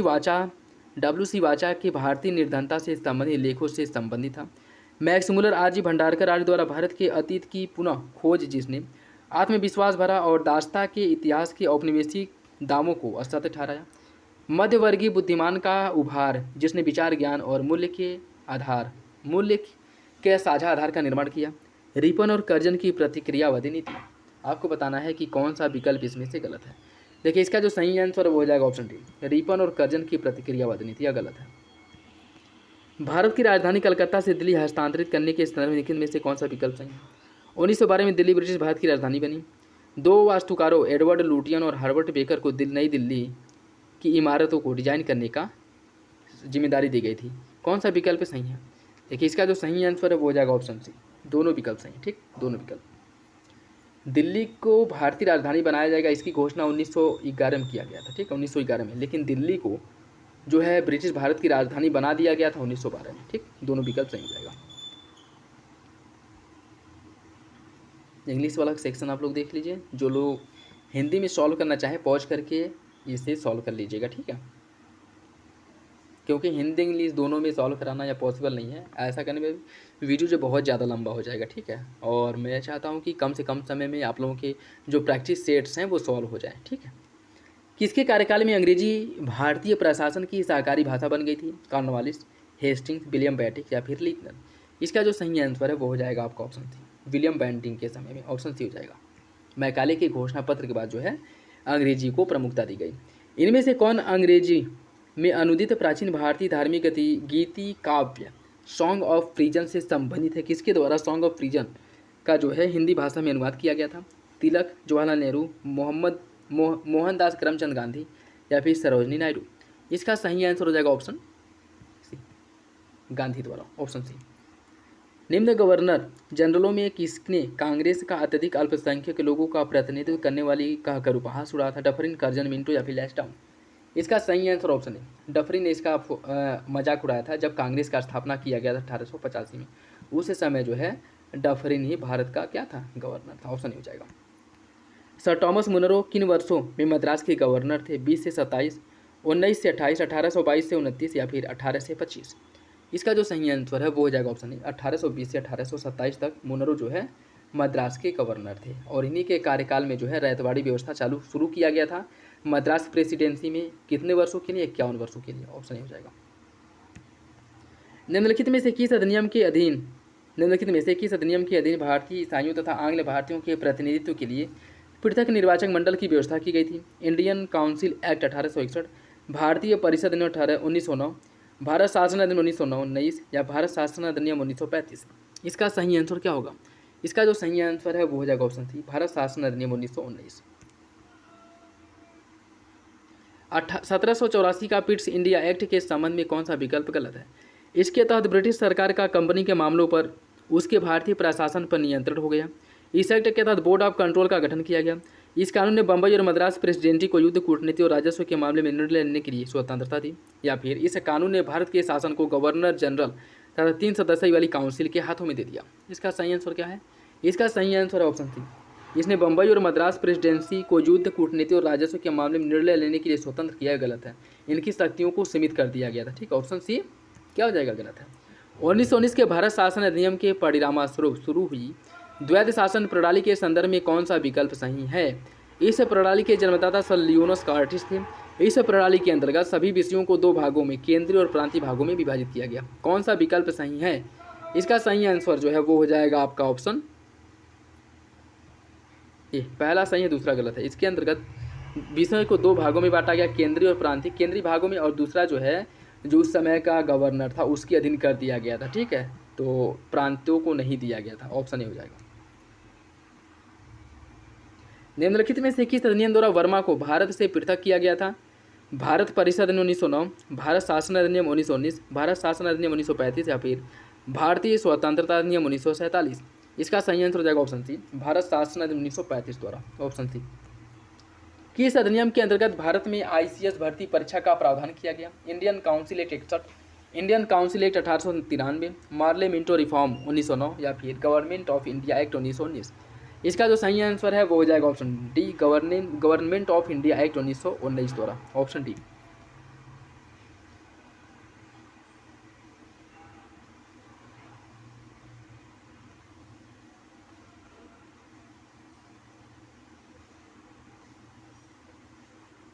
निम्नलिखित कथनों पर विचार कीजिए।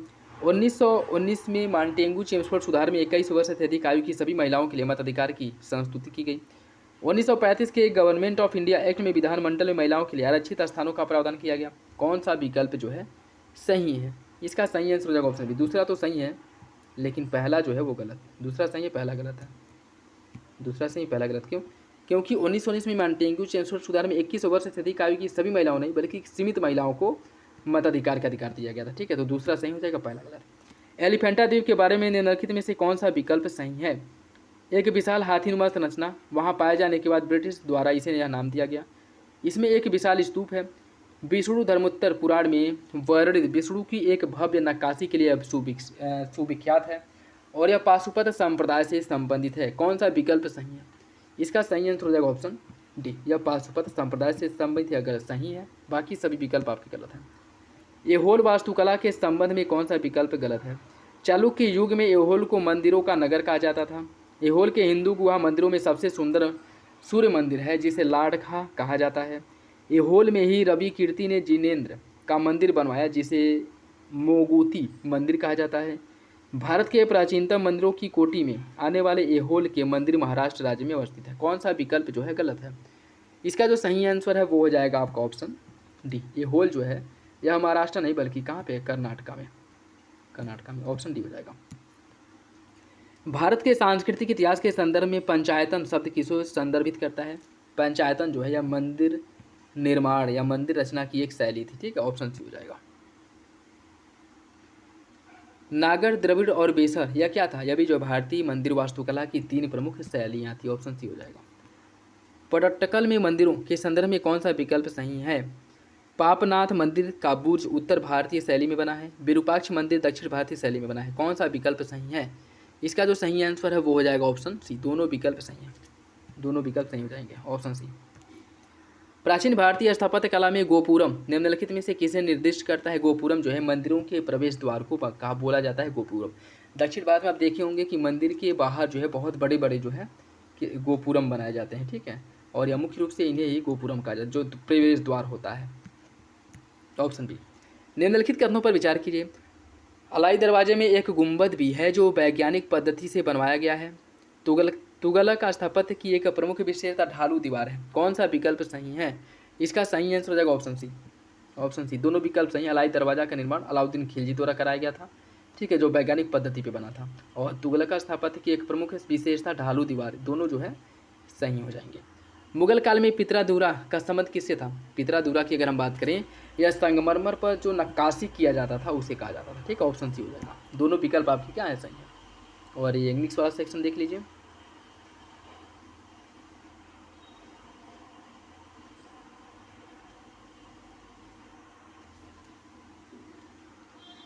निम्नलिखित में से कौन सा एक चोल राजाओं द्वारा बनाया गया मंदिर था? बृहदेश्वर मंदिर जो तंजावुर में है, मीनाक्षी मंदिर मदुरई, श्रीरंगम मंदिर तिरुचिरापल्ली या फिर दुर्ग मंदिर ऐहोल। इसका जो सही आंसर है क्या होगा? इसका सही आंसर हो जाएगा ऑप्शन ए, बृहदेश्वर मंदिर तंजावुर में जो बनाया, जो राजराज फर्स्ट द्वारा बनाया गया था। ऑप्शन ए हो जाएगा। धमे के स्तूप के संदर्भ में निर्माण का कौन सा राजवंश संबंधित नहीं है? धमे के स्तूप के निर्माण से कौन सा राजवंश संबंधित नहीं है यह बताना है। मौर्य, कुषाण, गुप्त या फिर चालुक्य। इसका जो सही आंसर है वो हो जाएगा आपका ऑप्शन डी, चालुक्य वंश जो है धमे के स्तूप के निर्माण से संबंधित नहीं। Option D. किस राज्य का सचिवालय भवन राइटर्स बिल्डिंग के नाम से जाना जाता है? इसका जो सही आंसर है वो हो जाएगा ऑप्शन बी, पश्चिम बंगाल। पश्चिम बंगाल, ऑप्शन बी। अमरावती मूर्तिकला शैली के संदर्भ में कौन सा विकल्प सही है? इसमें भावात्मक मूर्तियों पर ध्यान केंद्रित किया गया है। यह शैली सातवाहन शासकों के संरक्षण में विकसित हुआ था। कौन सा विकल्प सही है? इसका सही आंसर हो जाएगा ऑप्शन सी। दोनों विकल्प जो है सही है, दोनों विकल्प सही हो जाएंगे। चित्रकला की किशनगढ़ शैली से संबंधित निम्नलिखित में से कौन सा कथन सही है? यह चित्रकला शैली सावंत सिंह और उसकी प्रेमिका वर्णिठड़ी के जीवन और मिथकों, प्रेम और भक्ति के प्रसंगों से जुड़ा है। इस शैली में राधा और कृष्ण के भक्तिमय और कामुक संबंधों पर भी चित्र बनाए गए हैं। कौन सा विकल्प सही है? इसका जो सही आंसर है क्या होगा? देखिए, इसका जो सही आंसर है वो हो जाएगा आपका ऑप्शन सी। दोनों विकल्प सही हैं, दोनों विकल्प सही हैं। निम्नलिखित में से किस एक के बारे में यह विश्वास किया जाता है कि वह स्त्रियों द्वारा गाए जाने वाले स्त्रोतों का संग्रह है? सुमंगल विलासिनी, थेरी गाथा, स्त्री धर्म पद्धति या फिर ऋतु संहार। इसका सही आंसर क्या है? इसका सही आंसर है option B, Theri Gatha, option B. Bodhisattva पदमपाड़ी का चित्र सबसे अधिक प्रसिद्ध है और यह जो है कहाँ से संबंधित है? अजंता, बादामी, बाग या फिर एलोरा। इसका जो सही आंसर है वो हो जाएगा आपका ऑप्शन ए, अजंता गुफा से संबंधित है, जिसे यूनेस्को द्वारा विश्व विरासत सूची में भी इसे शामिल किया गया। ठीक है, बोधिसत्व पदमपाड़ी का चित्र और एक जो मद्रासन राजकुमारी का चित्र बना है, इन दोनों को ऑप्शन ए हो जाएगा। धर्म और रीत भारत की प्राचीन वैदिक सभ्यता के एक केंद्रीय विचार को चित्रित करते हैं।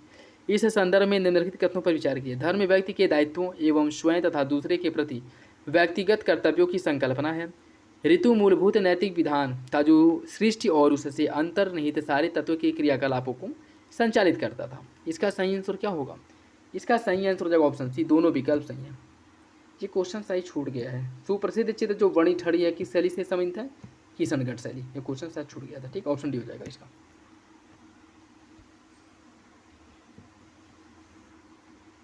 दोस्तों वीडियो अगर अच्छा लगे तो लाइक ज़रूर कर दिया करें, और किसी भी क्वेश्चन में कन्फ्यूजन हो तो कमेंट बॉक्स में आप लोग कमेंट करके पूछ सकते हैं। और हो सकता है कि दृष्टि यूपी पीसीएस के लिए जो स्पेशल बैच चल रहा है दृष्टि आईएएस कोचिंग में, वहाँ पे जो टेस्ट सीरीज आपके जो प्रैक्टिस सेट है करंट अफेयर के कराए गए हैं, यूपी स्पेशल और करंट अफेयर के, तो हो सकेगा तो आज वो भी अपलोड किया जाएगा। ठीक है, जो मुख्य टारगेट आपको यूपी पीसीएस को टारगेट करके उसमें जो क्वेश्चन 100 क्वेश्चन के टेस्ट कराए जा रहे हैं, तो हो सकेगा तो उसे भी आज अपलोड कर दिया जाएगा। ठीक है, आप लोग मेरे साथ बने रहिए, जो भी अच्छे कंटेंट हैं एग्जाम के पॉइंट ऑफ व्यू से सब आप लोगों को प्रोवाइड कराया जाएगा। ठीक है, वीर शैव परंपरा का संबंध निम्नलिखित में से किस राज्य से है? कर्नाटक, आंध्र प्रदेश, तमिलनाडु या फिर केरल? इसका सही आंसर हो जाएगा ऑप्शन ए, कर्नाटक राज्य से इसका संबंध है। कर्नाटक के बसती संबंध है, कर्नाटक के बसती संबंधित है किससे? बौद्ध प्रार्थना सभाओं, बुद्ध परस्त समुदाय केंद्र, जैन मठ या फिर ग्राम देवताओं की मूर्ति? इसका जो सही आंसर है वो हो जाएगा ऑप्शन सी, यह जैन मठ केंद्र होता था कर्नाटक में जिसे बसती कहा जाता है, ऑप्शन सी। भारत के सांस्कृतिक इतिहास के संदर्भ में पारामिता शब्द का सही विवरण निम्नलिखित में से कौन सा है?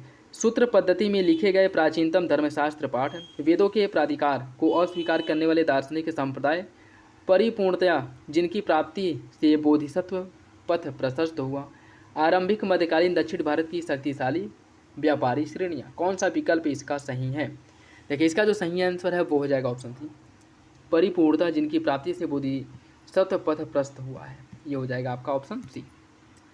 पावाकुथु, यमपुरी और रावण छाया, इसका संबंध किससे है? पूर्वी भारत प्राचीन शास्त्रीय नृत्य से, भारत में विभिन्न भागों में प्रचलित नाट्य शैली, पूर्वोत्तर भारत में मनाए जाने वाले प्रमुख त्यौहार या फिर भारत के विभिन्न क्षेत्रों में प्रचलित कठपुतली कला? इसका सही आंसर है ऑप्शन डी, भारत के विभिन्न भागों में प्रचलित कठपुतली कला से इसका संबंध है। ठीक है, क्या हो जाएगा ऑप्शन डी। राग के विषय में क्या सही नहीं है?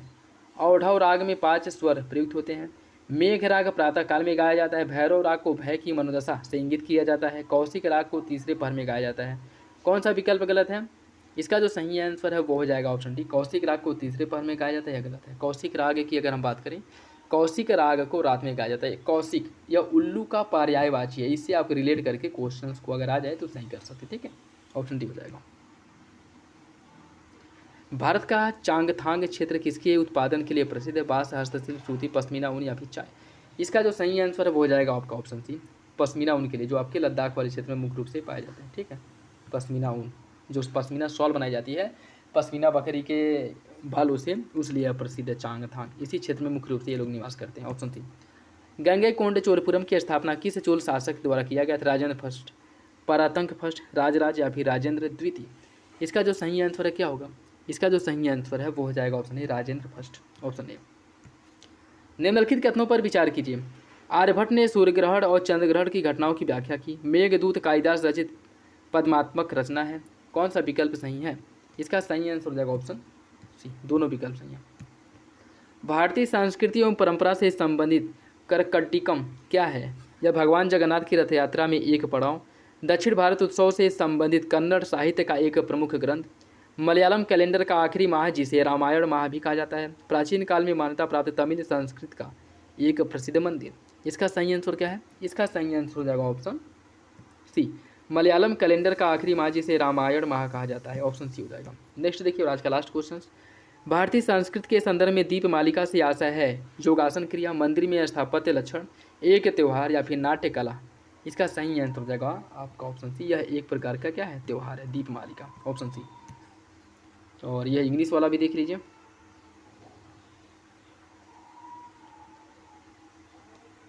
तो ये था आज का last question. I hope video आप लोगों को अच्छा लगा होगा। वीडियो अच्छा लगे तो लाइक करिए, चैनल पर नया है तो सब्सक्राइब कर ले, बेल आइकन को प्रेस कर ले, जिससे एग्जाम के पॉइंट ऑफ व्यू से जो भी इंपॉर्टेंट कंटेंट प्रोवाइड कराए जाते हैं उससे रिलेटेड नोटिफिकेशन आप लोगों को मिलता रहे। और टेलीग्राम चैनल को भी ज्वाइन कर ले। इसके साथ साथ कोई भी कन्फ्यूजन हो किसी भी क्वेश्चन को लेकर के कमेंट बॉक्स में कमेंट करके पूछ सकते हैं, और अपने दोस्तों साथियों के साथ वीडियो जरूर शेयर करें, अपना फीडबैक जो है जरूर दिया करें। ठीक है, चलिए मिलते हैं अगले वीडियो में, तब तक के लिए